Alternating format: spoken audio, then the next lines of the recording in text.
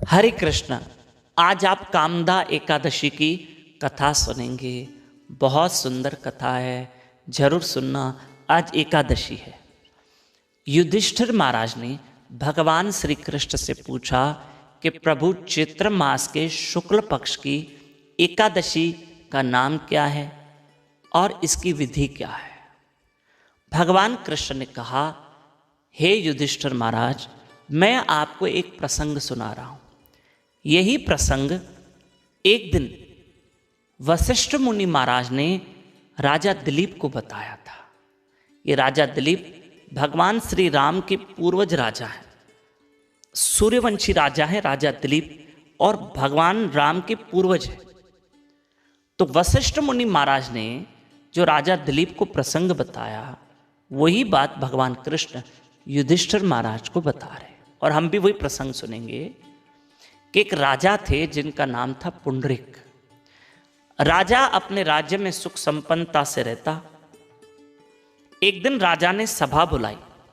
उस सभा में कुछ गंधर्वों को बुलाया कि तुम गाओ, और अप्सराओं को बुलाया कि तुम नृत्य करो। तो एक गंधर्व था जिसका नाम था ललित। उसकी पत्नी अप्सरा का नाम था ललिता। ये ललित और ललिता का आपस में ज्यादा लगाव था। एक मिनट भी एक दूसरे से अलग नहीं रहते थे, एक मिनट भी नहीं। उठना है तो साथ में, बैठना है तो साथ में, खाना है तो साथ में। श्री राधे। ठीक है। हुआ ये कि राजा पुंडरीक ने जब बुलाया तो ललित वहां पहुंचा और गाने लगा। उस जमाने में कोई हारमोनियम वगैरह कोई होगा साधन, प्ले करने लगा और गाने लगा। बड़ी सुरीली आवाज में वो ललित गंधर्व गा रहा था, पर उसका ध्यान दाएं बाएं जा रहा था कि मेरी पत्नी ललिता आई है, पर उसने पूरा ध्यान दिया कि मेरी पत्नी ललिता नहीं आई है। पता नहीं कहाँ होगी, कैसा होगा, क्या होगा, अकेली होगी। तो सारे टेंशन में वो अपने सुर ताल गाना सब भूल गया, सब भूल गया। और राजा पुंडरीक समझ गए और उसको श्राप दे डाला।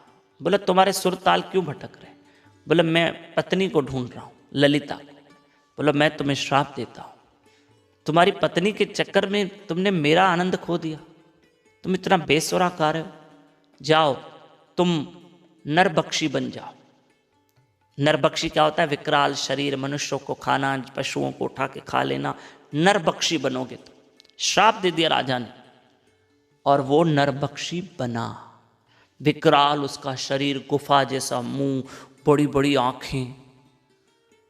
तो जब ये बात उसकी पत्नी ललिता को पता चली, ध्यान से, जब उसने देखा कि मेरा पति इस रूप में और राजा ने इसको श्राप दिया है, तब वो बेचारी बहुत दुखी हुई।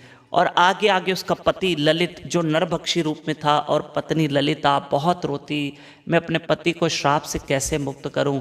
एक बात बताऊं, स्त्री पति के बारे में बहुत सोचती है। आप मानो न मानो, मैं सच्ची कह रहा हूं, ये सच्चाई मैंने आंखों से भी देखी है।